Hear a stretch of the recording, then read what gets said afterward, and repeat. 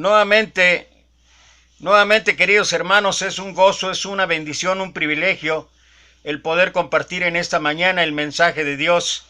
Esperamos que sea solamente para honra y gloria de Él y que suba y que también esto sea para edificación de los oyentes.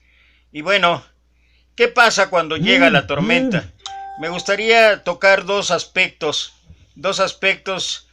que podemos llevar a cabo, dos aspectos que van a influir en nuestra reacción, en nuestra actitud, en nuestras acciones cuando llega la tormenta. Ahorita tenemos una tormenta increíblemente dura, difícil, problemática en todos sentidos, con esta invasión del virus a nivel mundial, no solamente en nuestra ciudad o país, sino a nivel mundial.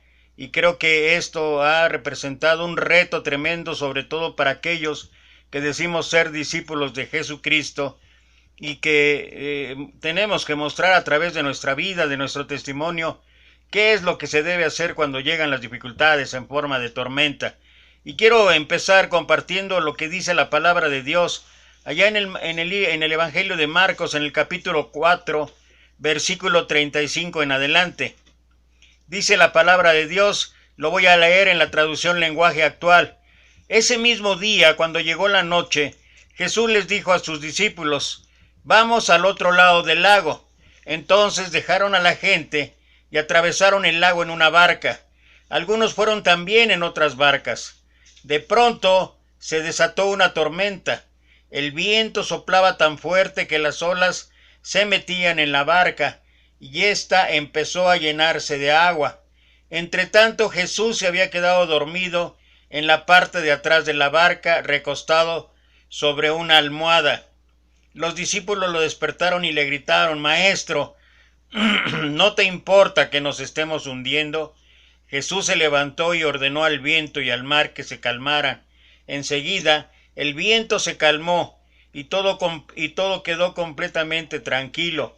Entonces Jesús dijo a sus discípulos, ¿por qué estaban tan asustados? ¿Todavía no confían en mí? Pero ellos estaban muy asombrados y se decían unos a otros, ¿quién es este hombre que hasta el viento y el mar lo obedecen? Y creo que una de las situaciones que debemos mantener vigente en nuestra vida es saber que independientemente de lo duro, lo difícil, lo peligroso que pueda resultar esta tormenta en forma de virus que ha invadido nuestras vidas, al igual que allá con los discípulos en la tormenta en el mar, nosotros debemos estar confiados en que nuestro capitán es nuestro Señor Jesucristo y que Él está en el control de todo. Pero vale la pena para cada uno de nosotros considerar la situación, el qué hacer o qué va a pasar cuando llega la tormenta. Y creo que esto es algo que debe significar un reto para cada uno de nosotros. Y bueno, quiero primero que consideremos lo siguiente. Lo importante no es huir de las tormentas, sino tener la confianza en que Dios está en el control, en que Dios está manteniendo la situación importante para nosotros. Cuentan que un día un campesino le pidió a Dios le permitiera mandar sobre la naturaleza para que según él le rindieran mejor sus cosechas. Y Dios se lo concedió. Entonces, cuando el campesino quería lluvia ligera, así sucedía. Cuando pedía sol, éste brillaba en su esplendor. Si necesitaba más agua, llovía más regularmente, y así todas y cada una de las acciones controladas aparentemente por él, las seguía llevando a cabo. Pero cuando llegó el tiempo de la cosecha, su sorpresa y estupor fueron grandes, porque resultó la cosecha un total fracaso. Desconcertado y medio molesto, le preguntó a Dios por qué habían salido así las cosas, si él había puesto los climas que creyó convenientes. Pero Dios, en su infinita sabiduría, le contestó, tú pediste lo que quisiste, mas no lo que de verdad convenía. Nunca pediste tormentas, y éstas Estas son muy necesarias para limpiar la siembra, ahuyentar aves y animales que la consuman y purificarla de plagas que la destruya. Y solamente para hacer una analogía, así es como nos pasa en nuestra vida. Queremos que esta vida que llevamos a cabo sea puro amor, sea pura dulzura, nada de problemas. El optimista no es aquel que no ve las dificultades, sino aquel que no se asusta ante ellas, no se echa para atrás. Por eso, podemos afirmar que las dificultades son ventajas. Las dificultades maduran a las personas, las dificultades nos hacen crecer. Por eso hace falta una verdadera tormenta, y tal vez esta verdadera tormenta a nivel mundial sea permitida por Dios con un propósito que nos irá mostrando el Señor paso a paso a cada uno de nosotros. Una verdadera tormenta en la vida de una persona para hacerla comprender cuánto nos hemos preocupado por tonterías, por lluvias o chubascos pasajeros. Lo importante no es huir de las tormentas, sino tener fe y confianza en que pronto pasarán y nos dejarán algo bueno en nuestra vida. Y quiero solamente mencionar lo que dice el libro de Habacuc allá en el Antiguo Testamento, en el capítulo 3, versículo 17 al 19. Aunque la higuera no florezca, ni en las vides haya fruto, aunque mienta la obra de la oliva, y los labrados no me den ni para mantenerme, aunque las ovejas sean quitadas de la majada, y no haya vacas en los corrales, con todo eso yo me alegraré en el Señor, y me gozaré en el Dios de mi salvación. El Señor es mi fortaleza, y me hará andar sobre alturas. Nahum, el libro de Nahum, allá también en el Antiguo Testamento, capítulo 1, versículo 7, dice: bueno es Dios para fortaleza en el día de la angustia, y conoce a los que en él confía. Y finalmente el Salmo capítulo 9, versículo 9, dice: y será Dios refugio al pobre, refugio para el tiempo de angustia. Y creo que es importante resaltar, creo que en esta primera explicación en cuanto a qué hacer o qué actitud tomar en el tiempo de la tormenta, es lo importante no es huir de las tormentas. Creo que cada uno de nosotros puede entender lo que esto significa. Claro que es un tiempo de aflicción, claro que es un tiempo de medidas preventivas, claro que es un tiempo en que nosotros no debemos bajar la guardia, debemos tener cuidados, lo que nos corresponda hacer a cada uno de nosotros de acuerdo a lo que las autoridades sanitarias han dispuesto para nuestra conveniencia. Hay que llevarlo a cabo, pero lo importante es tener fe y confianza en que todo esto pronto pasará, y que además sobre todo, como dice el apóstol Pablo allá en Romanos 8:28, nos va a dejar algo bueno para nuestra vida. Y creo que cuando lo hacemos de esta manera, cuando mostramos a través de nuestra actitud, de nuestras acciones, la confianza que tenemos en Dios, la confianza que existe en cuanto a que Dios tiene el control, entonces de verdad podemos ser un testimonio vivo, un testimonio real, un testimonio que la gente pueda emular o trate de imitar por el ejemplo de nosotros, en cuanto a tener la confianza en que Dios sigue en el control, en que Dios está en la mejor disposición de darnos enseñanzas diversas en medio de toda esta aflicción, en medio de toda esta dificultad. Hay otro pasaje muy parecido ahí en la Escritura al que ya leí, ahí en el libro de Marcos, con todas y cada una de las circunstancias, situaciones que habla ahí en cuanto a la actitud de los discípulos, en cuanto a la actitud de toda la gente alrededor de Jesús. Y la manera, es largo el detalle que pudiéramos hablar acerca de todo lo que hizo el Señor, pero sobre todo el pensar que a veces en nuestros problemas, en nuestras dificultades, que a veces en todo lo que está ocurriendo, nosotros pensaríamos que el Señor está durmiendo o que se ha desatendido de nosotros, y nada más lejos de la realidad que eso. Es una manera de mostrar para nosotros la fe que tenemos en el Señor. La fe no solamente en situaciones agradables, la fe no solamente cuando las cosas van bien, la fe cuando vienen los problemas, porque además los problemas, las dificultades nos están enseñando a madurar, nos están enseñando a tener la confianza plena y absoluta en el Señor. Otro pasaje muy parecido está en el libro de Mateo, capítulo 14, versículo 22. Después de esto, Jesús ordenó a los discípulos: suban a la barca y vayan a la otra orilla del lago. Yo me quedaré aquí para despedir a la gente y los alcanzaré más tarde. Cuando toda la gente se había ido, Jesús subió solo a un cerro para orar. Ahí estuvo orando hasta que anocheció. Mientras tanto, la barca ya se había alejado bastante de la orilla, navegaba contra el viento y las olas la golpeaban con mucha fuerza. Nuevamente los discípulos están enfrentando una tormenta, pero ahora aparentemente están solos. Aparentemente las situaciones no son tan parecidas como cuando Jesús estaba ahí dentro de la barca, y ellos están enfrentando una gran tormenta. Dice, todavía estaba oscuro cuando Jesús se acercó a la barca, iba caminando sobre el agua. Y bueno, me voy a quedar hasta ahí, solamente para reflexionar qué es lo que pasa cuando llegan las tormentas. Aquí la situación es diferente, porque en el pasaje de Marcos, nuestro Señor va dentro de la barca. Aquí ni siquiera estaba ahí.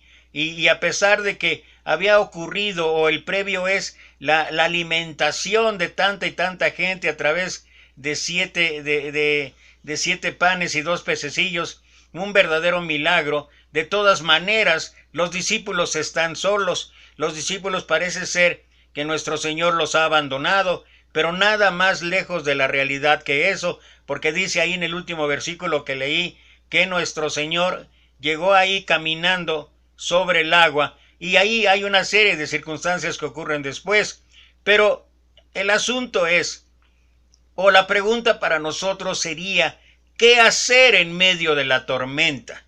Hay momentos en que todo se ve oscuro, miras alrededor y solamente ves sombras, no hay luz por ningún lado.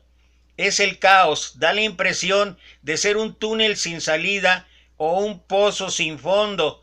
Deudas, desempleo, dificultades familiares, depresión y sobre todo un grande problema de salud que es tan complicado que incluso ha llevado a la muerte a mucha gente. En fin, dan ganas mejor de acostarse a dormir y no despertar más.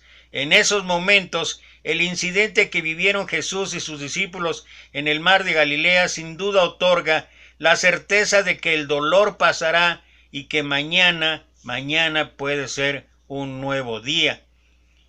El relato bíblico comienza diciendo que después de haber despedido a la multitud, Jesús se retiró aparte, y cuando llegó la noche estaba solo.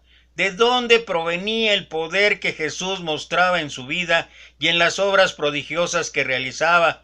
Sí, ya sé que muchos están pensando que él tenía poder porque era Dios. Claro que era Dios y plenamente hombre. En ningún momento él perdió sus poderes. Claro que era Dios. En ningún momento él dejó la naturaleza divina ni los atributos inherentes a la naturaleza de Dios. Pero cuando el Hijo del Hombre vino a esta tierra, estableció un pacto de amor con el Padre, según el cual nunca usaría sus poderes divinos sin el consentimiento de su Padre. Esto es importante para entender para cada uno de nosotros. Por lo tanto, el poder de su vida y sus milagros no provenían del hecho de ser Dios, sino de su constante comunión con su Padre. Voy a hacer énfasis en esto, de su constante comunión con su Padre. Y estoy haciendo énfasis porque hemos hablado o he hablado en todos esos mensajes que he podido grabar y que he podido compartir, en decir que cada uno de nosotros debería buscar una relación personal, una relación individual con nuestro Dios. Cada uno de nosotros debería de verdad responsabilizarse en estar llevando a cabo esto, en hacerlo individualmente, en hacerlo personalmente. Es cierto que es un gran privilegio estar reunidos hoy, primer día de la semana, domingo, como iglesia, pero lo importante es que esta relación con Dios debe ser de cada día. El Señor Jesús mismo lo dijo: si alguno quiere venir en pos de mí, niéguese a sí mismo, tome su cruz cada día y sígame. Por eso, cuando todos se iban a dormir, él se arrodillaba y pasaba horas hablando con Dios, o lo que nosotros hablamos o decimos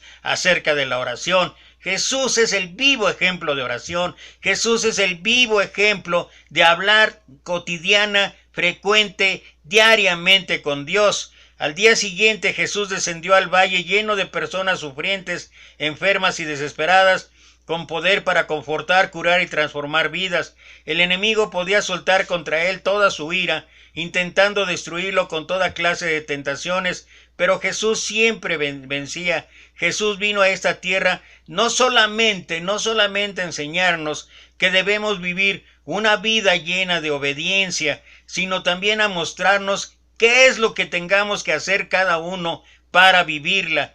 El secreto, y vuelvo a insistir, el secreto es la comunión diaria e ininterrumpida con el Padre. Cuando cada uno de nosotros logra llevar a cabo en su vida esta relación permanente con Dios, créanlo, nuestra vida cambia.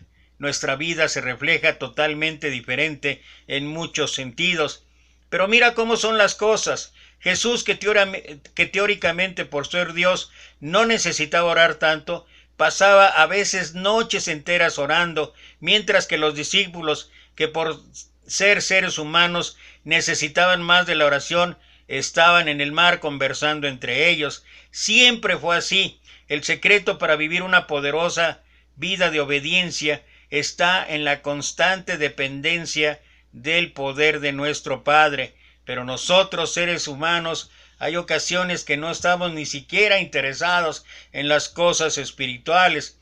Para nosotros, más importante que un tiempo de oración, una noche de oración, está mejor ver, cada quien sabe, pero las cosas que hay en la televisión, las cosas que hay en las películas, las cosas que hay en la comunión con otras personas, no para intentar tener un estudio bíblico, para intentar tener un tiempo de oración, sino para realizar actividades que tienen más que ver con las cosas de esta vida. Somos independientes por naturaleza, nos gusta dirigir nuestro propio camino y generalmente resultamos heridos y lastimados.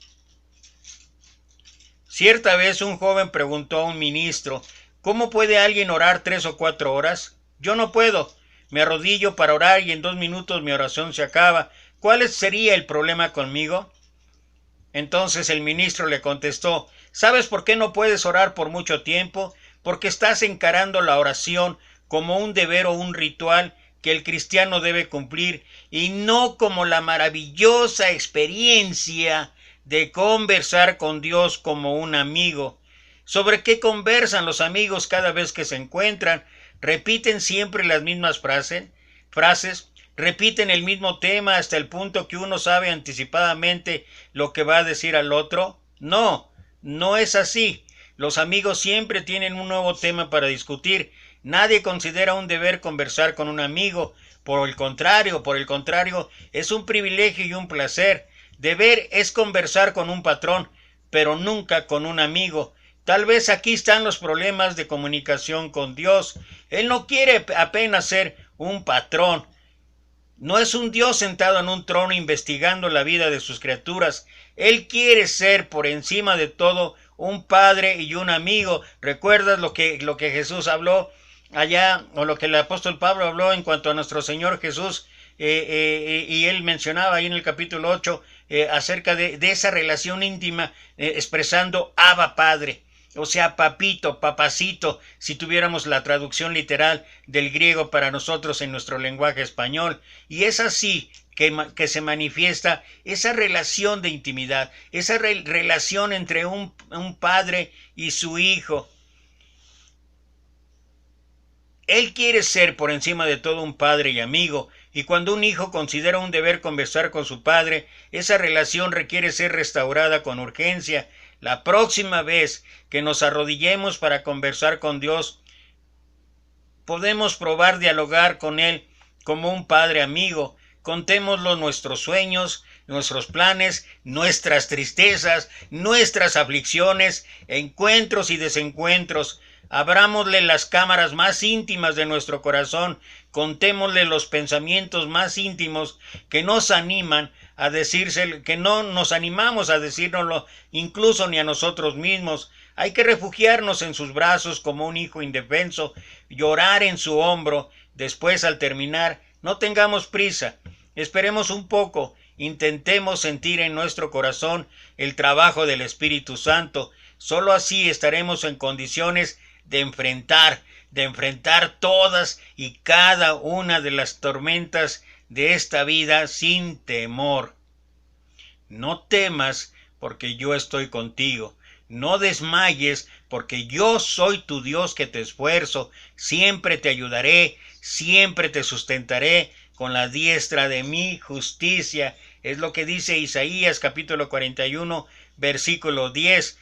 Analicemos ahora la situación de los discípulos en el mar de Galilea. Estaban en alta mar, era ya tarde en la noche y el cielo se oscureció completamente. El texto bíblico dice que ellos estaban cubiertos por las olas, aparentemente sin salida, cuando Jesús apareció para socorrerlos en la cuarta vigilia de la noche. Los judíos en aquel tiempo dividían la noche en 4 vigilias, de las 6 a las 9 de la noche la primera, de las 12 a la segunda, de las 12 a las 3 la tercera y de las 3 a las 6 a la cuarta, o sea, la cuarta vigilia, que ahora pensamos que era aproximadamente cuando apareció Jesús. Debe haber sido más o menos en el intervalo de las 3 y las 6 de la mañana, pudo haber sido a las 5.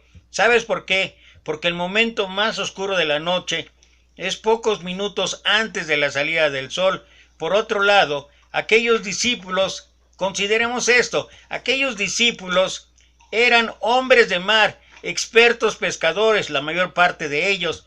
No se asustaban por una simple tormenta. Imagino que a las 5, a esa hora de la noche, cuando la tormenta comenzó, ellos no se amedrentaron. El agua entraba en la embarcación, pero ellos la sacaban inmediatamente y sobre todo ellos seguían remando. No obstante, las horas pasaban y la tormenta no cedía. A la medianoche la situación se ponía seria, pero aún tenían el control de las cosas. Sin embargo, el tiempo seguía pasando. 2, 3, 4 de la mañana. ¿Sabes? Tú puedes resistir las dificultades de la vida hoy y mañana. Puedes enfrentarlas tal vez con vigor por 1 año o 2. Pero si eres un ser humano normal, llegarás a experimentar momentos de desánimo y también de debilidad. Eso fue lo que sucedió con los discípulos en la cuarta vigilia, en el momento más oscuro de la noche, sin más fuerzas para luchar, cansados, extenuados, y después de haber pasado la noche entera sin dormir, se entregaron a las circunstancias. En medio de aquella tormenta no se veía la luz, no había salida, y precisamente ahí fue cuando aparece nuestro Señor Jesucristo. Él siempre aparece en la cuarta vigilia de nuestras vidas. Por lo tanto, si estamos viviendo uno de aquellos momentos en que parece que ya no hay más fuerzas, si ya hemos hecho todo para salvar nuestro matrimonio o sacar adelante a nuestros hijos de la triste situación en la que se encuentra, si vemos la ola de deudas cubriendo la empresa por la cual luchaste toda tu vida y estás aparentemente sin salida, ¿sabes qué? Alégrate. Alégrate, porque Jesús está por aparecer en cualquier momento.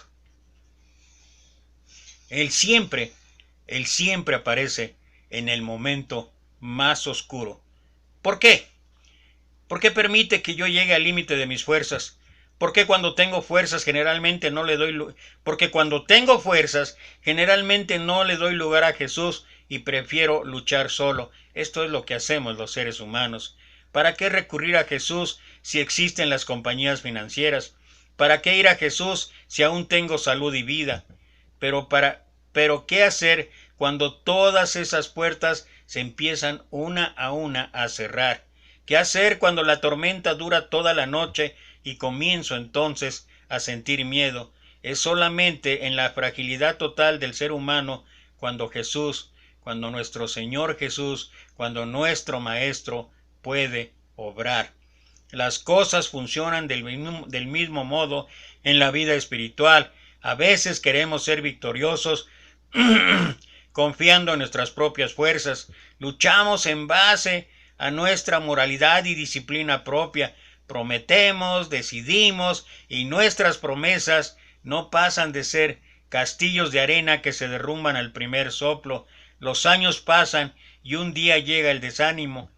Podemos fingir, aparentar, simular, pero no podemos huir ni de Dios ni de nosotros mismos, y ahí caemos arrodillados y clamamos: Señor, hazlo tú por mí, porque yo no tengo más fuerzas para luchar solo. En aquel momento, en la cuarta vigilia, cuando pensamos que nunca lo conseguiremos, Jesús completa la obra de salvación que un día inició en nuestras vidas. El apóstol Pablo ilustra de manera dramática la lucha espiritual del ser humano. Crucifica al viejo hombre. Él aconseja: muy bien, toma un martillo y clavos y trata de crucificarte solo. Podrás clavar tus pies y tal vez una de tus manos, pero ¿cómo clavas la mano que queda? Podrás pasar toda la vida intentándolo y nunca lo conseguirás. Y en la cuarta vigilia de la noche, si pides ayuda, Jesús aparecerá y terminará la obra. En otra ocasión, Pablo ilustró la lucha del cristiano diciendo que debemos ser sepultados. Pues bien, intenta sepultarte a ti mismo, y una y otra vez a lo largo de toda la vida intentarás hacerlo, y no lo vas a conseguir. Pero si estás cansado de luchar solo, clamemos a Jesús. Él vendrá y hará lo que tú o yo nunca fuimos capaces de hacer por nuestras propias fuerzas. Espero que cuando Jesús aparezca, nosotros estemos preparados para recibirlo, porque los discípulos no lo estaban. Jesús vino a salvarlos y ellos estaban asustados. Es un fantasma. No sé cómo esperaban ellos que Jesús apareciese en sus vidas. Lo que sí sé es que nunca imaginaron que Jesús llegaría caminando sobre el agua. Solo que Jesús no aparece como nosotros creemos que debe aparecer, sino como Él en su sabiduría sabe que debe hacerlo. Tal vez nunca entenderemos sus planes, pero podemos saber que lo que Él hace es para el bien de sus hijos. Tal vez para mí sea muy fácil decir esto, porque por el momento disfruto de buena salud y las bendiciones de Dios que son abundantes en mi vida, y creo que cada uno de nosotros, independientemente que haya dolencias, que estemos luchando con alguna enfermedad permanente, pero dadas las circunstancias y situaciones que estamos viviendo en esta pandemia, simplemente el estar vivos, simplemente el estar dispuestos a seguir caminando, es un gran aliciente, es algo que a diferencia de otros que ya no pudieron llegar, nosotros estamos en una vida de abundancia y de las bendiciones que Dios derrama cada día en nuestra vida. Pero imagina un cuadro como este. Imagina bueno, voy a hablar en manera personal. Mi hijo sufre un accidente y el médico me llama aparte, coloca su brazo en mi hombro y me dice: oiga, solo un milagro puede salvar a su hijo. Inmediatamente me arrodillo y paso horas en oración. Oro con fe. Estoy pasando el momento más oscuro de mi vida y tengo la certeza de que Dios no me fallará. Señor, salva a mi hijo. Sería el clamor de cualquier padre. Señor, salva a mi hijo. Oro con lágrimas. A la mañana siguiente corro hacia el hospital y en el pasillo encuentro al médico que con tristeza me dice: hicimos lo que pudimos, pero su hijo murió. En el momento más oscuro de mi vida clamé al Señor y mi pregunta es, ¿apareció Él o no? Yo quería que apareciese en la forma de recuperación de la salud de mi hijo, pero Él murió. ¿Atendió Jesús mi súplica de padre angustiado? ¿Puedo ver a Jesús a través de las lágrimas? ¿Puedo distinguirlo al lado del cadáver de mi hijo? Clamar a Jesús es muy fácil. Lo difícil realmente para cada uno de nosotros es aceptar su respuesta. A veces, cuando no responde como queremos, pensamos que es un fantasma. No conseguimos divisarlo a través de las circunstancias adversas. Queremos las respuestas ahora, aquí y de la manera que nosotros creemos que es la mejor. Como la historia que conté al principio, ¿recuerdas? El hombre aquel que le pidió a Dios él dirigir la lluvia, él dirigir el campo, él dirigir todo, y luego la cosecha, como fue decepcionante. Pero Jesús apareció en la vida de sus discípulos, soberano como Él es, andando sobre las aguas. Ahí fue donde brilló la figura del discípulo Pedro. Señor, dijo, si eres tú, manda que yo vaya a ti sobre las aguas. Y Jesús le dijo, ven.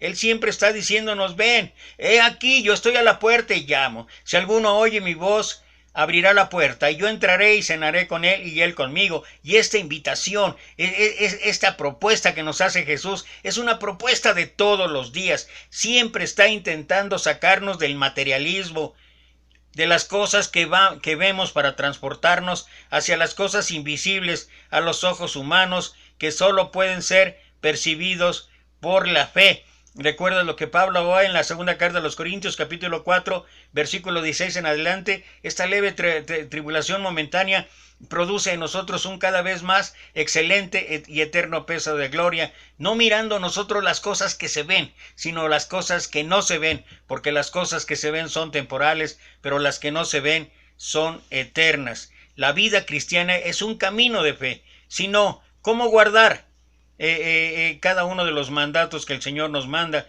¿Cómo devolver a Dios aquello de que de Él mismo recibimos en cuanto a la ofrenda? ¿Cómo conservar la pureza en el mundo cuando ser puro es sinónimo de ser ingenuo? ¿Y cómo ser honesto cuando la honestidad es confundida con la estupidez? Pero justamente es esa dimensión maravillosa de fe donde el Señor quiere llevar a sus hijos. Por eso le dijo a Pedro, ven. Y Pedro dejó de lado sus cálculos humanos, su razonamiento científico, fue en contra de todas las leyes físicas y caminó sobre las aguas. Este era un milagro, y los milagros no tienen explicación. Los milagros quebrantan las leyes físicas. Según la ley física, Pedro debería hundirse, pero de acuerdo a los principios inexplicables de la fe, caminó sobre las aguas. Quebró las leyes naturales e hizo aquello que humanamente era imposible. ¿Por casualidad te ha tocado hacer algo en tu vida que a los ojos humanos parece imposible? ¿Es imposible tal vez dejar de fumar o abandonar las drogas? Tú sabes que te están destruyendo. Has intentado dejar todo eso. Has hecho todo lo que tus fuerzas te permitieron, pero sin éxito. Bueno, ¿qué tal si pruebas en este momento oír la voz divina que te dice, ven, ven, sal de tu fracaso, deja la mediocridad, desecha los prejuicios, abandona los temores y ven al encuentro del Maestro, ven al encuentro del Rey de Reyes, del Soberano de Soberanos, ven al encuentro de nuestro Señor Jesús.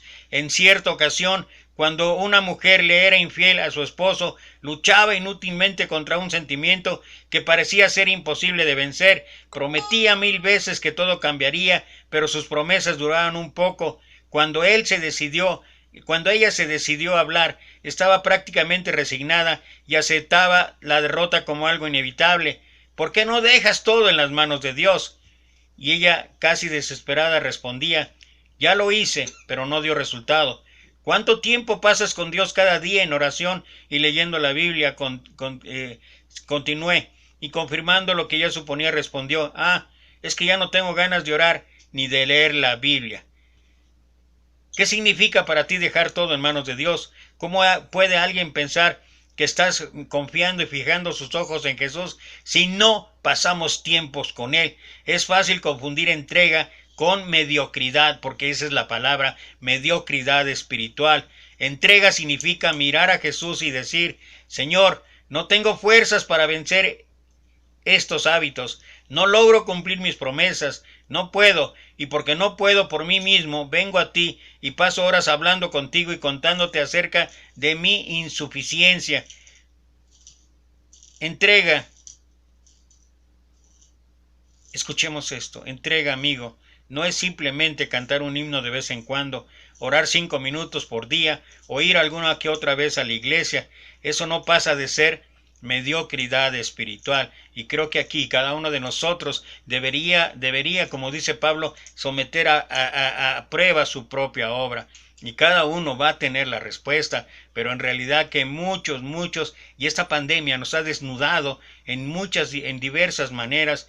Esta pandemia en gran forma nos ha mostrado nuestra desnudez espiritual en cuanto a realmente estar intentando tener una relación continua, una relación permanente con Dios. Creo que nos hemos vuelto realmente ritualistas, nos hemos convertido en nuestra adoración a Dios en una religión, y esto no funciona así. Por eso nos podemos quejar que no podemos, pero si no pasamos tiempo con Dios, ¿cómo vamos a poder? Si no le estamos entregando todas nuestras cargas a Dios, ¿cómo vamos a poder? Si no estamos entregando todas nuestras debilidades, nuestras flaquezas, todas nuestras luchas a Dios, ¿cómo vamos a poder? ¿Cómo vamos a poder salir de todo esto? ¿Y cómo vamos a poder realmente tener a diario, tener a cada momento una relación personal con Dios? Pedro fijó sus ojos en Jesús y logró caminar sobre las aguas. ¿Cómo podemos nosotros fijar los ojos en Jesús y vencer el mar de dificultades? Primero, separemos tiempo cada día para conversar con Dios. Ábrele tu corazón y cuéntale quién eres. ¿Qué estás sintiendo? ¿Cuáles son tus luchas diarias? En segundo lugar, abre cada día la Biblia y aliméntate de la palabra de Dios. Lleva al libro sagrado a la primera persona del singular. Aplica cada versículo leído a tus necesidades presentes. Coloca tu vida en las páginas de la Biblia. Cuando leas sobre Daniel, tú serás Daniel. Imagínate en la corte del rey de Babilonia luchando por tu fe, y tráele historias el presente. ¿Cuál es la corte que tú debes enfrentar hoy? En fin, no leas la Biblia como si fuese apenas un deber cristiano. Léela como la carta de amor que Jesús dejó para cada uno de nosotros. Y la tercera manera, y ya para terminar, de fijar los ojos en Cristo, es conservando siempre música cristiana en el corazón. La música es uno de los mejores instrumentos que existen para grabar mensajes. Las grandes marcas comerciales usan la música en las propagandas para fijar los mensajes de sus productos en la mente humana. Es lo que llaman la publicidad subliminal. El enemigo de Dios también usa la música para colocar en la mente mensajes de homosexualidad, de amor barato, destrucción de principios y ridiculización de los valores espirituales. Por tanto, escucha alabanzas, escucha himnos que hablen del amor de Jesús y del poder que Él tiene para transformar vidas. Repite la letra a lo largo del día cuando viajes o haces cualquier cosa, y graba de esta manera los mensajes edificantes de la vida. Y finalmente, mantener los ojos en Cristo, mantener los ojos en aquel que es el autor y consumador de la fe. Reúnete con otros cristianos, canten y oren juntos, sean alimentados por el estudio de la palabra de Dios y comprométanse con la vida y las actividades en comunidad o como iglesia. Por más que sientas que siempre oyes las mismas palabras, vuelve, a pesar de que a veces notas incoherencias en la vida de los participantes. Sigue participando y crecerás en tu fe. Y bueno, quiero terminar con este versículo que habla de la quinta parte, o la quinta situación que cada uno de nosotros debería tener en nuestra vida, y es lo que está precisamente en el libro de los Hebreos, en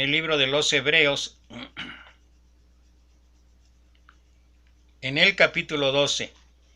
Y quiero hacerlo porque cuando Jesús llegó ahí a la barca, Y Pedro le dijo, Señor, si eres tú, que manda que yo vaya hacia ti. Y que Jesús le dijo, ven. Mientras Pedro mantuvo la mirada en el Señor, él realizó el milagro, un milagro que no es común, caminar sobre el agua. Pero en el momento en que Pedro despegó la vista de Jesús, en ese momento se hundió. Y si bien es cierto que ahí dice que enseguida el Señor lo sostuvo, lo levantó y lo subió a la barca, lo cierto es que la mayor parte de las ocasiones en que nuestra vida se empieza a ir a pique es por esto. Dice Hebreos capítulo 12, versículo 1 en adelante, por tanto, nosotros también, teniendo en derredor nuestro tan grande nube de testigos, despojémonos de todo peso y del pecado que nos asedia, y corramos con paciencia la carrera que tenemos por delante, aun a pesar de las aflicciones, aun a pesar de la pandemia, aun a pesar de las circunstancias tan difíciles que han invadido nuestra vida de manera en salud, en economía, en empleo, en sentimientos, en emociones, en espiritualidad. Corramos con paciencia la carrera que tenemos por delante. ¿Y cómo lo vamos a hacer? Dice, puestos los ojos en Jesús, el autor y consumador de la fe, el cual por el gozo puesto delante de él, sufrió la cruz, menospreciando el oprobio, y se sentó a la diestra del trono de Dios. ¿Qué pasa cuando llega la tormenta? No hay que huir. No hay que huir. Debemos tener la confianza y la fe de que Dios está en el control. Y lo segundo, entre todas las cosas que pudimos compartir, lo segundo es, mantengamos la mirada fija en Jesús. Y Él nos llevará, si es necesario caminar por el agua, Él nos llevará caminando por el agua en medio de toda la tormenta, en medio de esta grande pandemia, en medio de esta situación tan extrema, de dificultades, de circunstancias horribles que nos ha tocado vivir y que ya casi va para un año.